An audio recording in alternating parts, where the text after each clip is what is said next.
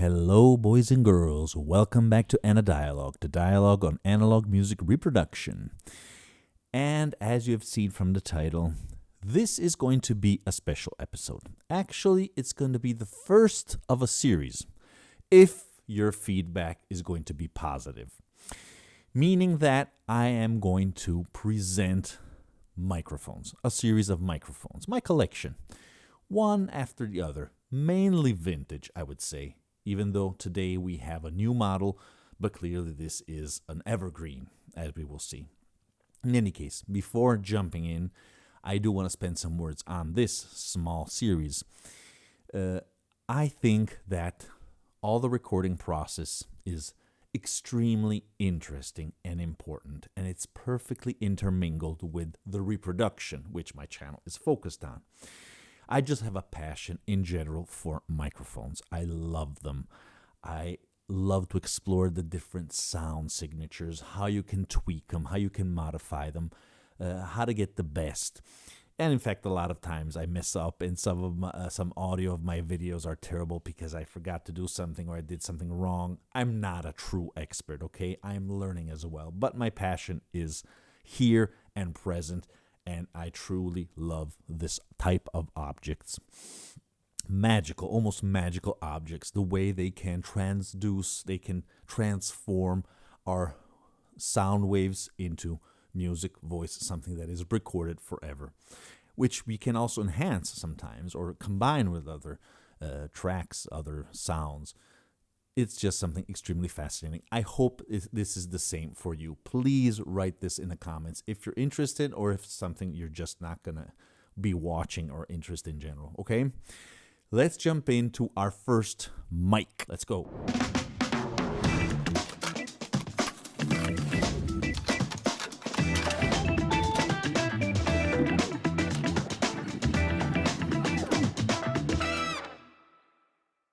Okay, guys, I know that a lot of you already know this baby right here. This is the ElectroVoice RE-20. It is something that has been here since the last 70 years, more or less, and there's a reason why this is so. So we're going to go through the main characteristics and specs, then take a look on some tips on how to employ this microphone, how to use it, and then just a few comments on the sound, because clearly you are already hearing the sound of this amazing microphone. Okay, I want to listen along with you.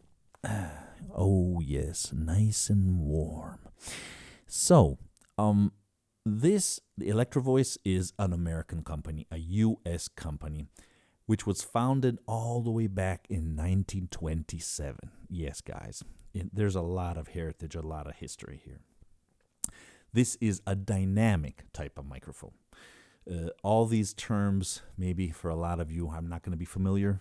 If you are going to show some interest towards this video, I will do clearly some more videos on the terminology, the different instruments behind the methods, even some recording methods, the way how to get the best out of these amazing magical objects, okay?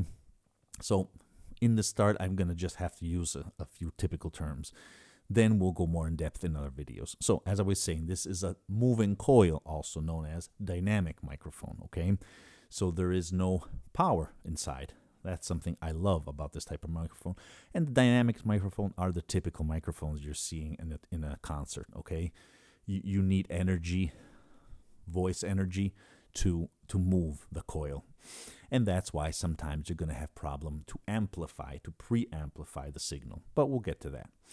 Okay, so the pattern is cardioid. That's how you define it, meaning that it gets this range around. It has a slight curve like this, and it goes all the way here. In fact, it has a shape of a heart. Cardioid comes from that. And it has a very good noise rejection on the 180 degrees, meaning the behind. So if I start talking over here, you're not going to hear that much. So there is an excellent noise rejection from that point of view, okay? Let's put aside immediately the price. It goes around more or less for $450. It depends clearly. It can be less. Sometimes you can find dozens of used models at much less than half of that sometimes. So you just have to look around. No need to go for the top or the new, not necessarily. Actually, I'm sure there's going to be nuances if you buy a vintage one in consideration in comparison to this. This is a new one. I just got it like not even half a year ago, something like that.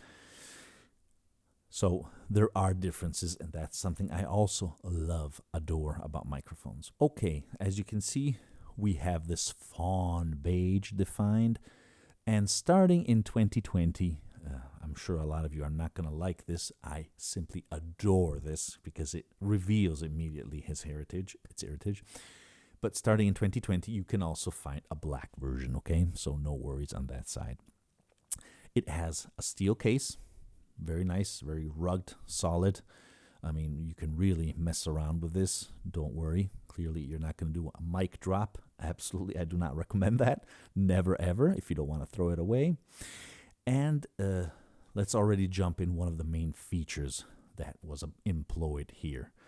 The use of what is called humbucking coils, which somehow greatly reduces the hum. So this steeling cases and the humbucking do really lower the noise, the hum, the possible noise that may creep in your signal. So that's already something very, very good. One of the main features actually of this microphone is the so-called variable D technology, which is something invented in 1953 by ElectroVoice, and employed ever since.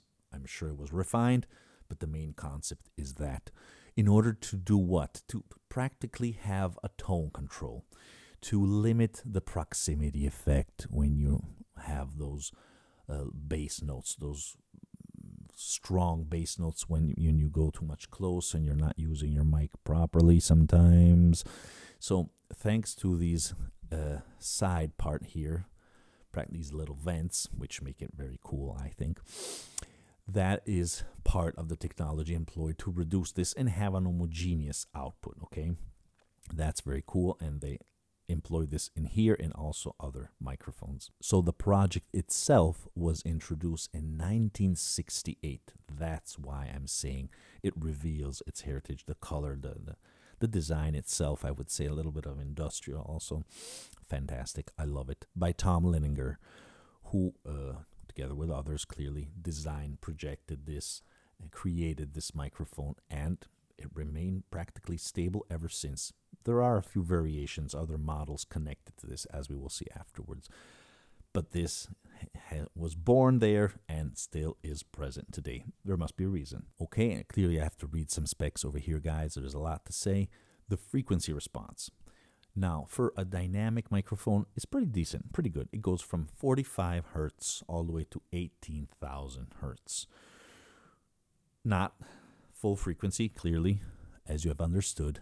And as you have understood also, I think you can notice already from the voice, from my results, I do have some decent bass frequencies in my voice. And this microphone's also due to the variable D technology reduces that, okay?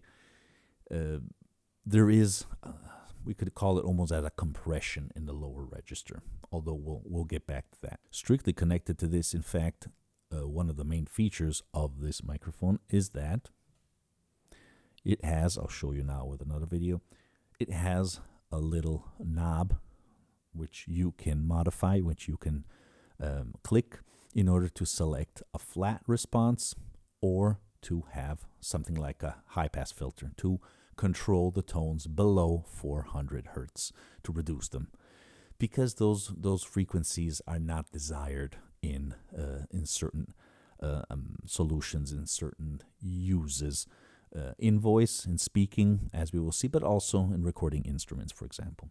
So that's one feature built in directly. Impedance is 150 ohms, pretty good, not too much. Sensitivity, not incredible, 1.5 millivolts. Once again, that's why they did also other models with a little more output. This one is so-so.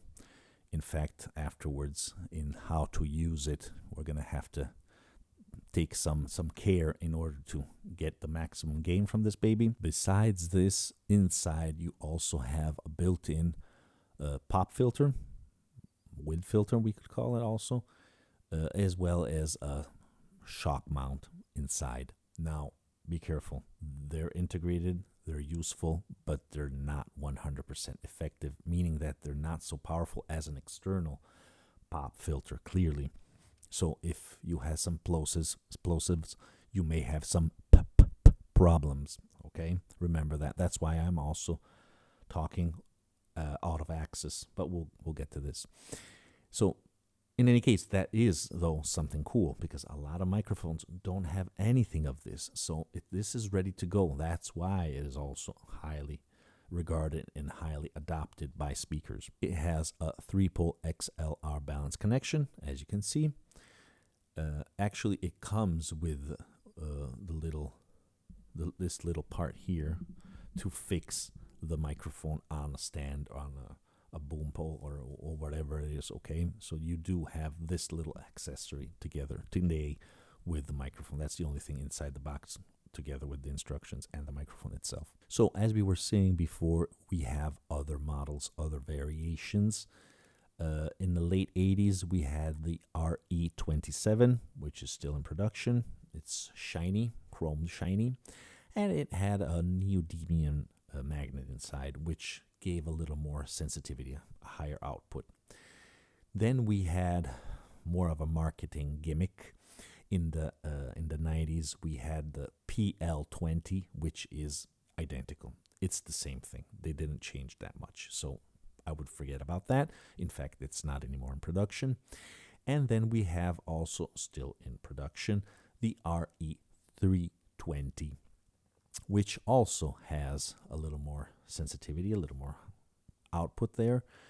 And it also has a switch fully dedicated, which modifies the curve for kick drum, because that's one of the main uses of this microphone, and just general purpose, mainly voice, I would say. So instead of just having a high-pass filter, it has a dedicated switch for these two uses. That's the big difference. So let's take a look now at the use, where this baby was adopted. Where clearly, obviously, it was conceived mainly for music. Regardless what they say today, this was conceived for music, meaning singing, but also instruments, and then also the speaker.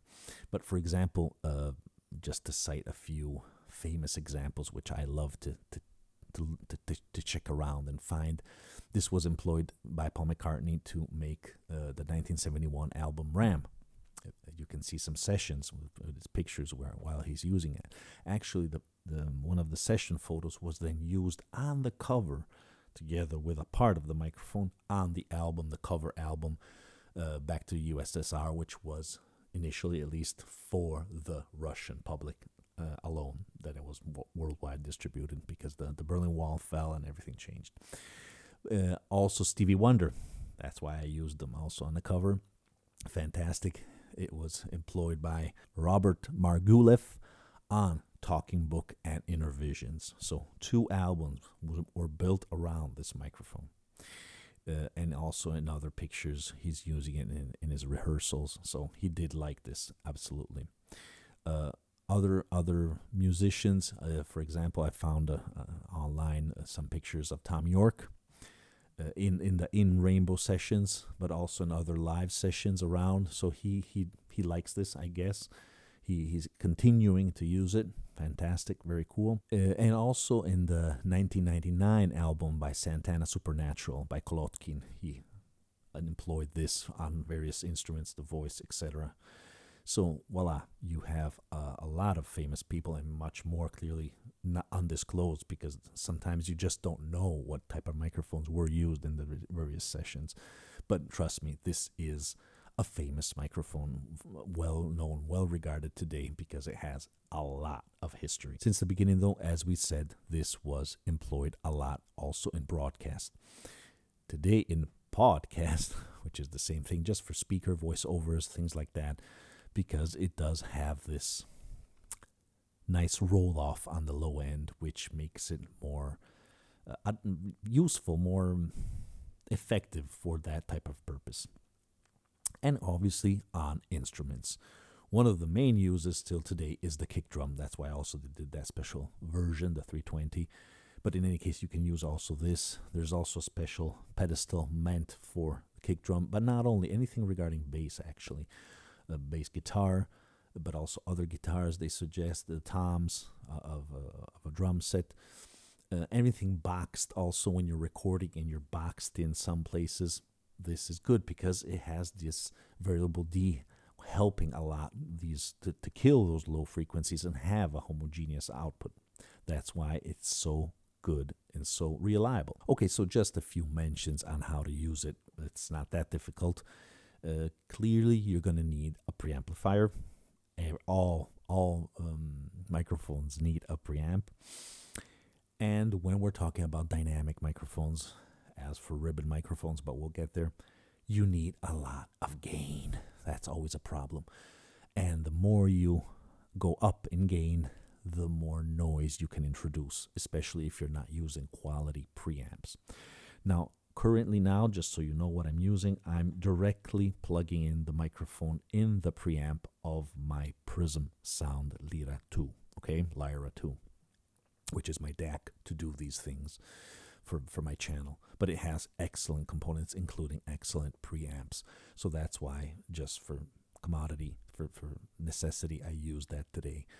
So that's why you would need something like that. An interface sometimes is more than enough. You don't need to get a dedicated preamp, although usually they are better.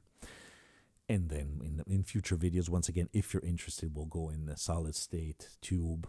There's so much to explore, and I think it's very fascinating. In fact, sometimes you need so much gain in order to kill that noise that you may need a lifter, like the Cloud Lifter, the Dynamite, or the Soyuz. I usually use that, which will give you that extra oomph, that extra, 20, maybe sometimes even more dB, which will allow you to keep down the gain on the preamp or on the DAW, which is the software you're using on your computer. Try to touch that the least. It's better to use hardware to change those things. And at that point, you'll have better results, clearly. Nevertheless, you're introducing another component along the line, but we'll perhaps do a video also on this stuff. As you can see, speaking about use, you should use it a little bit off axis. You should not use it directly. You can, but clearly some words may have some sibilants, a little too pronounced, or the plosives, as we said before, so it's not an excellent pop filter. So that's why you can perfectly use it like this, since it has this technology. The proximity effect is greatly lowered. Whoops, good to go. Now, as you see, I'm hitting it. If you have a shock mount, it is useful, but it already has its own. I mean, another type of microphone would have really make a huge noise when I hit it like that. So if you have a pole coming from an arm, from other uses other microphones, use that. It has its own accessory if you want, its own shock mount. I don't think it's useful. Just a normal stand like this is more than enough. It depends clearly how you're going to employ it. So I think you already have an idea of the sound of this microphone. It has that FM effect, which some adore, want, like. It gives that pro sound immediately, but a lot of people hate, because clearly you're not delivering the full frequencies of your voice. And I do like to have the full palette of my voice and all the nuances. It depends, though.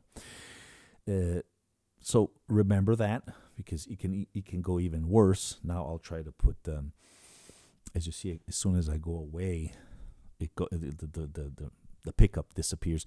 I'm going to put down the high pass filter, and you tell me if you can sense a great difference. I do. My voice seems a little more dry now, even less rich and warm, even more thin, we could say, which is something that a lot of people want, especially because you can use this on instruments where there's too much bass, and at that point you would have some problems in your recording. So that's where it comes helpful, and that's why so many people use it for that. Okay, guys, I'll put it back now. There you go. And I think this is better to use like this, flat mode. I just want to say one thing. I'll try to put the sound in this video without doing anything. If I'm going to need a little bit of compression, I'll tell you how much. Okay, I'll tell you if I did or not do some compression. Because there's plenty of videos out there with more detailed tests. Because I don't want to do that. I don't want to do in-depth reviews of in tests and things like that. It's more about presentation, characteristics, history. You've seen an example today. And at the same time, I hate, though, that it's very processed. The sound is very processed in other videos on YouTube. And they practically sound all the same in the various reviews they do, all these YouTubers. It's incredible. Probably because they also use bad quality converters.